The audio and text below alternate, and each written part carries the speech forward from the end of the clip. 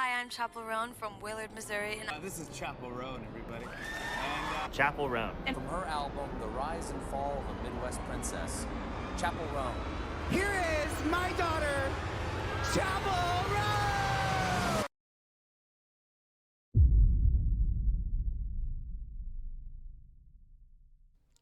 Hi there!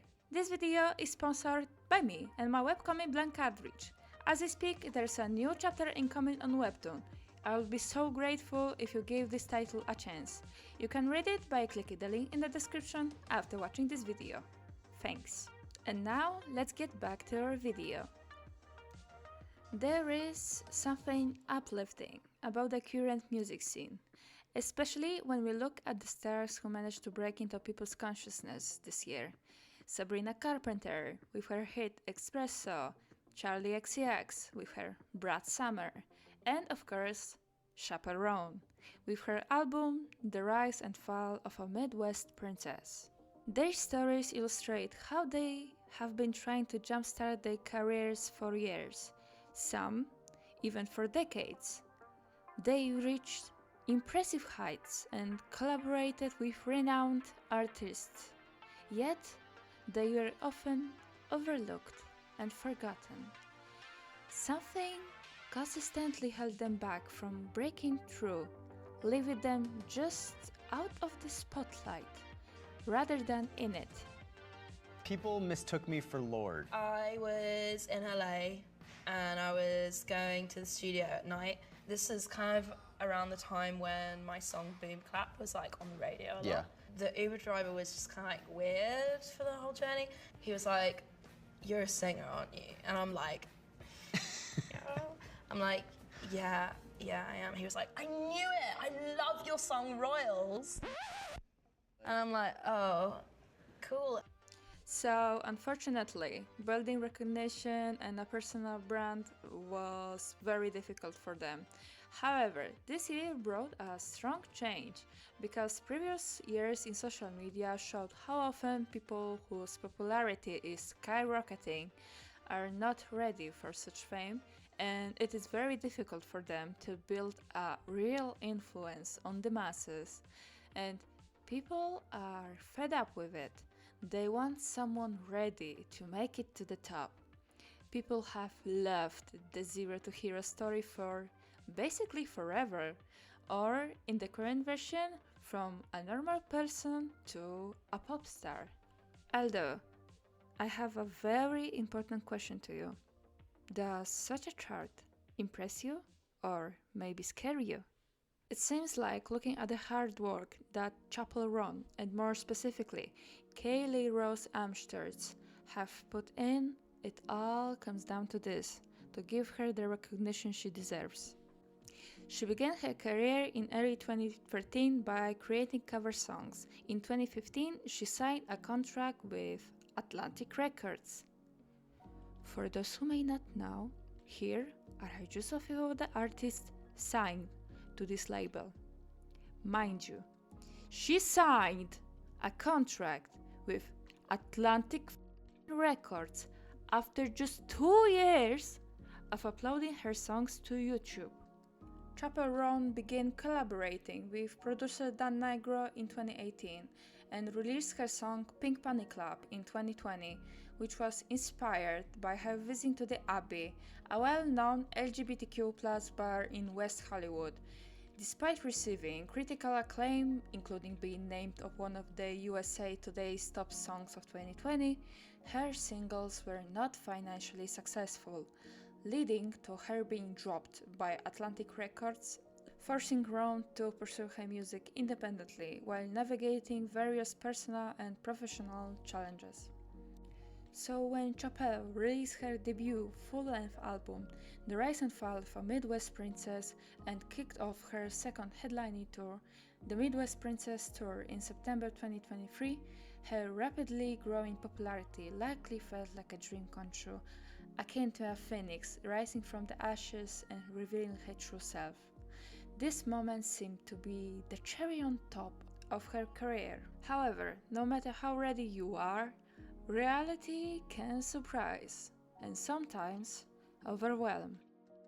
Chappell Roan canceled her 2 shows this weekend because she says things have gotten overwhelming. She was supposed to perform at the All Things Go festival in New York and in Washington, D.C. today and tomorrow, and she does say that things have gotten overwhelming the past few weeks and now she's really feeling it. Her statement also says that she's going to prioritize her health and then wants to be present when she performs to give the best shows possible. She has been getting a lot of attention recently for her statements to fans about how she wants to be treated in the public, as well as her political views on TikTok.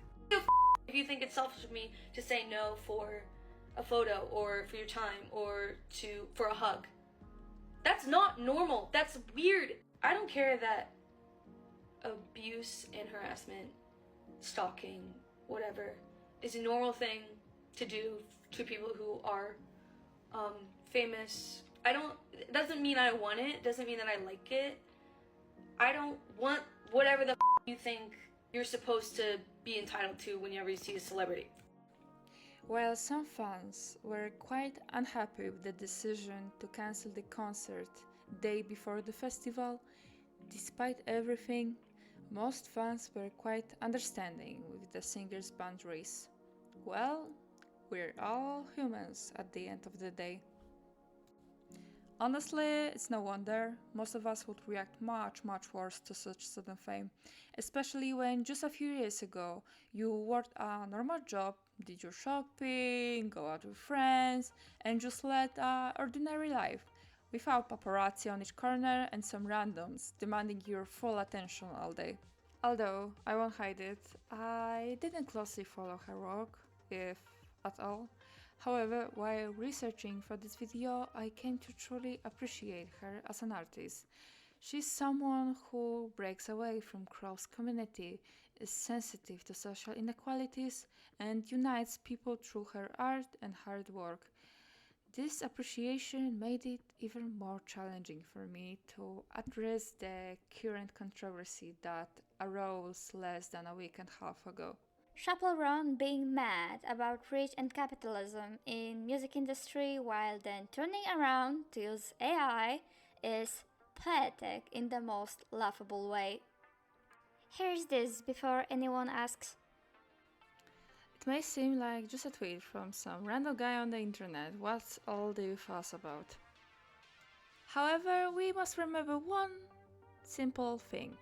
Her target audience is not likely to be one that strongly sympathizes with the idea of an algorithm stealing data without anyone's permission or compensation, for a large megacorporation that pollutes the environment in order to replace human labor or give a reason to pay that labor even less. Chappell Roan, why? Girl, we trusted you. This is a little Why is Shawty asking for AI submissions? Make an insane AI pic of me and Nisha. We are cousins. Don't be weird. Now, you might be saying, Bryn, you're doing too much. Who cares? And that's the difference between you and me. I hate AI with all of my core. All of my core. You do not. So you don't see the issue with this. I'm the one woke friend that talks about how AI is ruining the planet. I'm the one woke friend that will remind you that AI is using an exorbitant amount of water and electricity that is actively the planet that you live on. I'm the one rogue friend that's going to remind you that these high-tech companies are making AI data centers in indigenous land to further their AI agendas, to further the progression of AI development, so that they can use it to further do heinous shit, all to get idiotic, dumb, ugly-looking pictures. The more you use AI, the more you train AI. The more you train AI for free because you find it funny, the better they have an AI to use. You don't benefit from this at all. They benefit everything from it. Also normalizing AI, which the art field, the animation field, like this is people's workforce. Now, this isn't going to be an instant takeover, but we've already seen animators using AI in their released products. And I'm not talking about small-time animators. I'm talking about Netflix. If Netflix can use AI in their promotional material, there is no one that can't do it. It's already been normalized. And when we called it out, they called it out. That doesn't mean that they're going to try to stop doing it behind our backs. And the better AI gets, the easier it is for them to do it and not get caught. Stop using AI. It's not good. Period. End of story. This is not up for debate. And you know, who am I on so the random people on the internet who try to lecture others about what and when to post on social media. But the issue is that once again, Chappell fans are disappointed because her stated values contradict her actions. For example, there are several comments in the R Chappell Roan section on Reddit that illustrate this contradiction. she could ask for real art and showcase real artists. And then people would slam her for exploiting, not paying real artists for exposure. She can't win. I don't think it's too serious. She's clearly after a laugh. Asking for submissions to a silly little joke thing isn't really exploiting the artists who voluntarily submit. Asking for generative AI, however, is absolutely exploiting the artists who never consented to their art being fed into those algorithms. It will be better to do nothing than request AI images. With both of them being creatives in their own respective industries, there's no way that neither of them don't know that AI is harmful. However, I understand that the majority of people don't know just how harmful AI is. It does feel really icky that a creator who DIY'd most of their content early on is supporting the use of AI. I've defended Chappell on pretty much everything she's gotten so far. Like, a lot of people wanna demonize her, and it's dumb. I'm not doing that. I'm not saying she's the devil. However, she and Nisha deserve criticism for this. It's really shitty for well-known figures to actively ask for generative AI art, knowing that Genai feeds off stolen work by real human artists and is disastrous for the environment. I hope someone around wakes them up from this foolishness. Chappell Roan asking her fans for AI submissions when she's in a position to commission real art makes me sick. Once an artist gets caught using any sort of AI, I have no interest in their work. It shouldn't be on the radio or sold in stores because we have no way of knowing that's your art or that you stole from the millions of people whose work has been used to train these systems. Many people understand Chappell's approach that no one owes anyone and sets certain boundaries, and many people, including me, respect her for that. However, there is a but here. As a famous person, you unfortunately have certain obligations, and depending on what target group you are hitting, the target group has every right to make you accountable when you cause a certain dissonance between what you represent and what values you support, contrary to the action. It seems unusual for an artist recognized within her community and known for DIYing most of her creations at the start of her career to suddenly request graphics generated by AI. Even if it was intended as a joke or a meme, I can't help but wonder why she didn't create it herself. To me, jokes based on strange AI-generated content have lost their humor long ago. Because a joke based on some surreal, strange version of something focused mainly on the fact that someone took the time, skills, to create a certain meme, joke, or piece of art. What's more, there are even whole YouTube channels documenting it. Politicians find out about Super Mario incest in the first place? Why is DeviantArt obsessed with corrupting Luigi specifically? And how is his downfall linked to the housing crisis of 2008? This is the unbelievable sequence of events that got Luigi pregnant. This is bad art history. You know, it is possible that Chappell just wanted to boost her engagement so that people would constantly talk about her. But does someone with a status like Chappell have to resort to such methods? Because I'll tell you one thing, I found about her through fan art of artists, which are simply wonderful. And before I knew the whole discourse about her, my first thoughts were, gosh, this musician must really inspire others. And it's true, after knowing her story, I can say that Chappell inspired me too. I hope that someday I will be able to talk about her in a better light. Unfortunately, at this point, I can only say that if nothing changes, her description, artist of your favorite artist, may soon become just a catchy phrase.